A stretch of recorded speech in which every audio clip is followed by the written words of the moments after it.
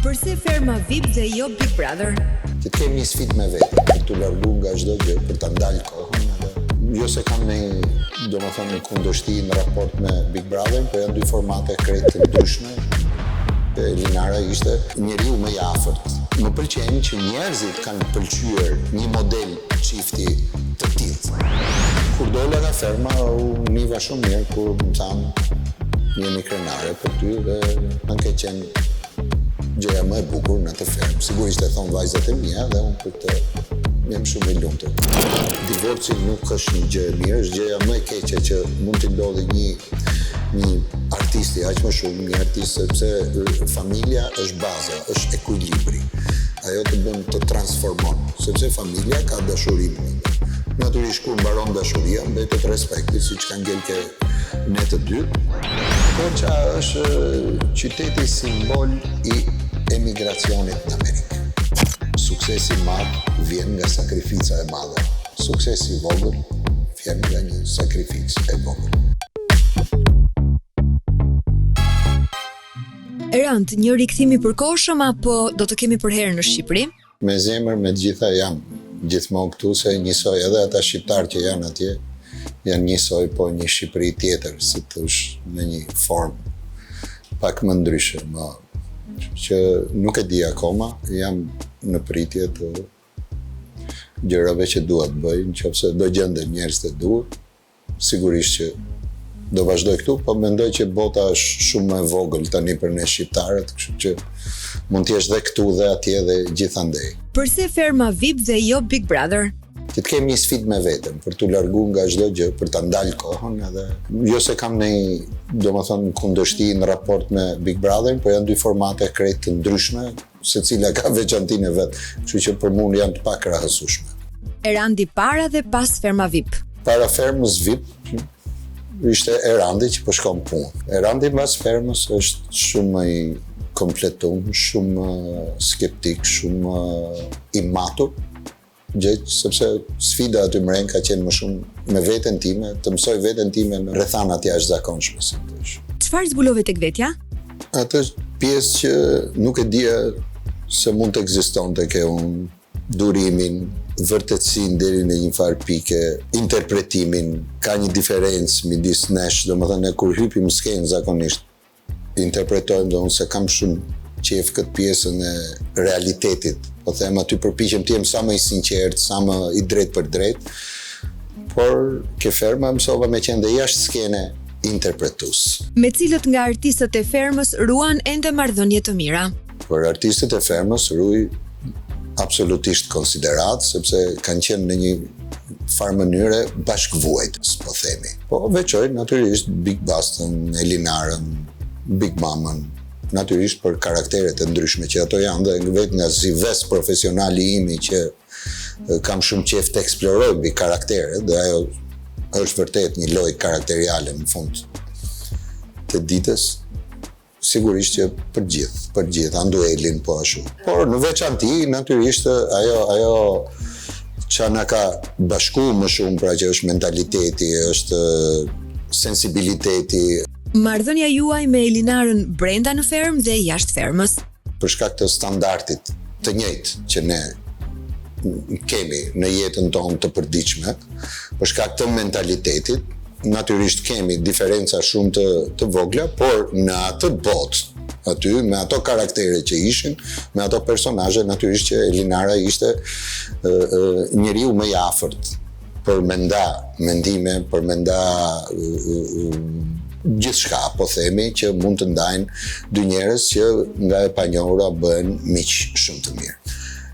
Marrëdhënia me Elinarën pas ferme është na ka marrë jeta të dyve në punët tona, në gjërat tona, mendoj që brenda konsideratës që kemi për njëri tjetrin, ashtu e kemi pas dhe ashtu e ruajmë. Pavarësisht se nuk takohemi, thjesht kur na pjek rastësia është njësoj si ti takosh një mik të vjetër dhe e fillon aty ku e ke lënë bisedën.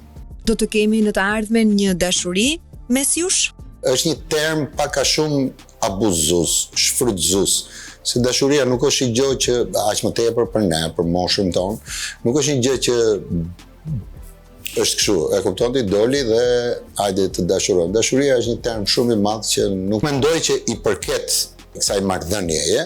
Mund të them që pëlqimi është absolut, e kupton, për vlerat që ne kemi, se nuk kemi, domethënë jemi dy miq të cilët kanë një eksperiencë të madhe në jetën e vet me përkatëse si në çdo gjë po themi. Edhe fjalët e njerëzve natyrisht nuk mund të them më gëzojnë, po më pëlqejnë që njerëzit kanë pëlqyer një model çifti të tillë. Sepse në raport me çiftet e tjera, të paktën çka kemi parë nëpër reality, është pa që është një lloj tjetër gjëje. Që ndodh më mbrapa është një gjë që atë e sjell koha. Por me çfarë ndodh mos i kemi dalë nga ferma, për shembull me Elinarën ajo për shkak të angazhimeve të veta, se duhet kuptojmë që kemi lënë 3 muaj jetë kështu mbrapa. Normalisht ne duhet ta rikapim atë secili nga ne, ato që kanë pas diçka për të bërë sigurisht. Dhe kjo nuk është se na ka çuar, po themi drejt njëri tjetrit, por ajo që ka mbet është aty një miqësi shumë e shtrenjtë, shumë e shenjtë, po themi, në atë kuptimin më të mirë të fjalës që ekziston midis dy njerëzve që janë miq, pavarësisht janë mashkull, femër, apo mund të jenë 2 femra, apo mund të jenë 2 meshkuj. Pra, ajo që du të them është që nuk ka një gjë të tillë. Por, s'dim ç'a mund ndodhi mbrapa, domethënë jetës asnjëherë nuk i dihet. I penduar për diçka gjatë fermës? Kam njoh veten në rrethana të jashtëzakonshme, rrethana të cilat nuk do doja të isha kurrë më në jetë, pishman, penduar. Nuk e di, mbase mund të ketë gjëra që mund të kemë bërë me tepric. Nuk e di. Loja mbase që kam bërë jo për të fitu, po për transmetuar atë që kam menduar se kam pas për të dhënë për publik. Kur lexoj sigurisht, kur dëgjoj komentet edhe gjërat që thonë njerëzit, natyrisht nuk më vjen mirë për shkakun sepse kuptoj që njerëzit kanë perceptuar diçka tjetër nga ajo çka unë kam dashur me thonë, kur vjen fjala për komentet negative, kur vjen fjala edhe qoftë edhe për marrëdhënien me Elinarën. Por unë nuk isha me artist. Edhe kjo gjëja natyrisht që në solli edhe një ndryshim të madh rrugës, se randi artist e tregon veten në skenë, e tregon veten në atë çfarë jep për publikun. Ndërsa Erandi në të përditshmen e tij, sigurisht nuk ishte Erandi në të përditshmen e tij, sepse është koshient që ti ke kamera, je i survejuar gjatë gjithë kohës, domethënë je në lupën e spektatorit me atë të përditshmen tënde. Erandi është përpjek që nga e përditshmja e tij të nxjerrë më të mirën e vet. Por kjo është kuptuar domethënë sipas bot kuptimeve të audiencës, se çdo njeri nuk ka të njëjtin perceptim për të njëjtin fenomen. Kjo është ajo miksi që më ka bërë pak të pendohem, si thosh, edhe që hyra. Sepse nuk ishim në të njëjtin standard. Ishim nivele standarde, jo nivele për që unë kam qenë më lartë apo dikush tjetër më poshtë. Nuk e kam në këtë kontekst, lutem, domethënë këtë pjesën du ta kem të qartë. Janë njerëz ndryshe, janë botë të ndryshme tek e cila nuk mund të shkrihesh, nuk mund të bëhet, sado që mund të përplasen këtë botë, nuk arrin dot të jenë e njëjta gjë. Një përvojë të cilën do ta ribëje sërish? Jo, nuk do ta provoja, sepse ky ishte një moment në jetën time, tek i cili unë vendosa ta ndaloj kohën, sepse kisha marrë një vrull, domethënë që për inerci pastaj një nga arsyet e, po themi, në ndërgjegjen time që hyra edhe ke ferma ishte pikërisht edhe kjo, sepse njerëzit nuk i njihshin, njohin karakteret e mia, por nuk njohin Erandin. Dhe shpeshherë në rrugë njohin personazhet e mi, po nuk njohin mua.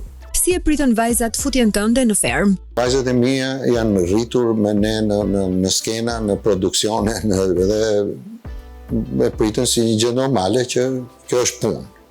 Domethënë babi po shkon punë, nuk është se ka një çudi të madhe, ato e din shumë mirë, unë jetën e përditshme jam ashtu si jam dhe kur dola nga ferma u niva shumë mirë kur më thanë jemi krenare për ty dhe domethënë ke qenë gjëja më e bukur në të fermë. Sigurisht e thon vajzat e mia dhe unë për të jam shumë i lumtur. Si mund ta presin vajzat faktin që në të ardhmen mund të kesh një partnere?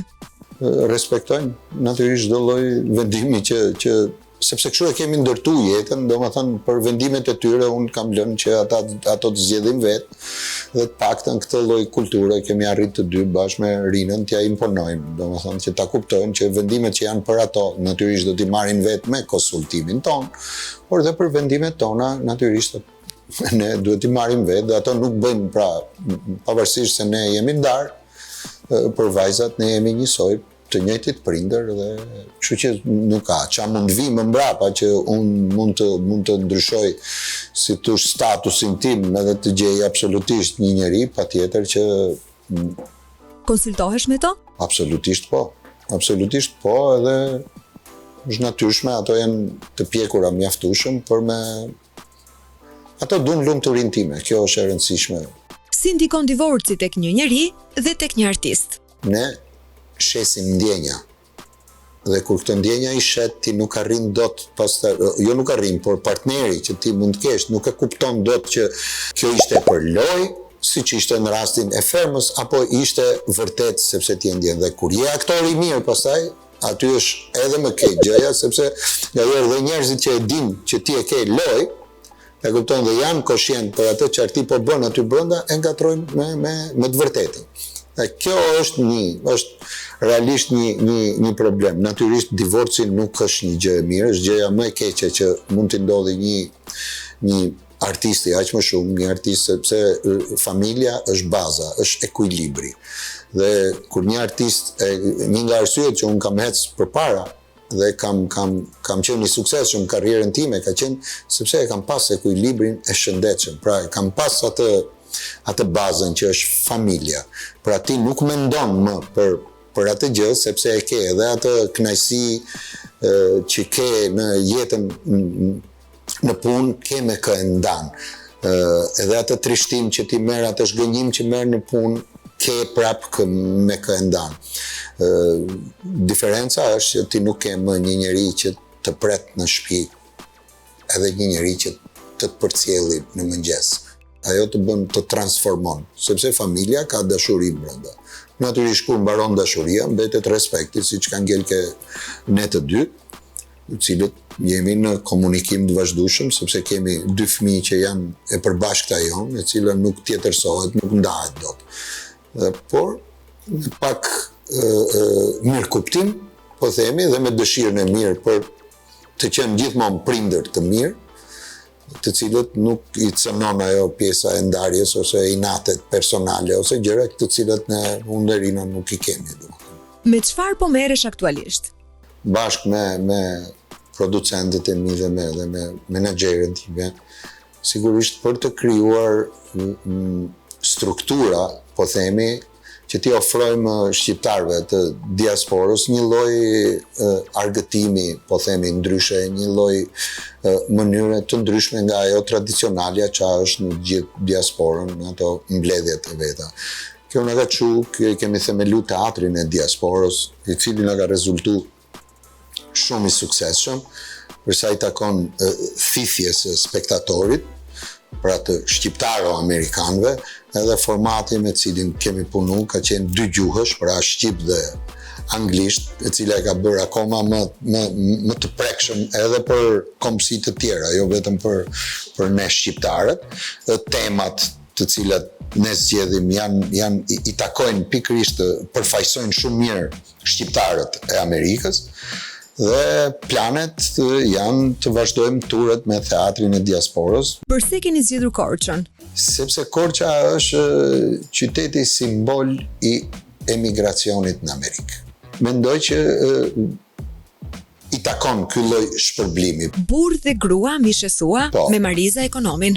Ta bëja bashkë me Rinën, kur shkum, domethënë kur vendosëm të ishim në Amerikë, por për shkak të jetës shumë të vrullshme, që unë isha edhe këtej dhe andej ato vitet e para, natyrisht nuk arritëm dhe ishte fati i Marizës, që të interpretonte dhe fati im sigurisht, po për këtë meritën e ka natyrisht producentja e teatrit të diasporës.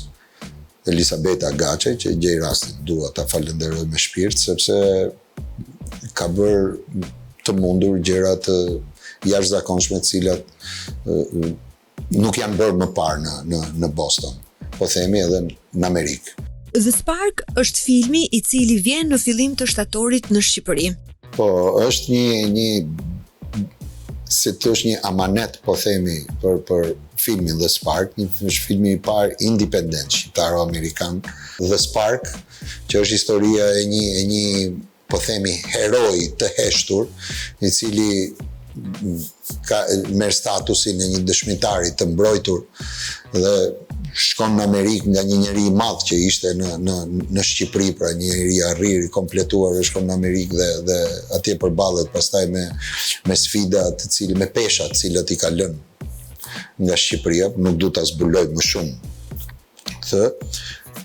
Filmi flet për krijimin e një heroi të cilin i nevojitet modelit të shqiptarëve pas prezantimit që është bërë filmit në kinemat në Amerikë, të bëhet edhe në Shqipëri, pikërisht në shtator.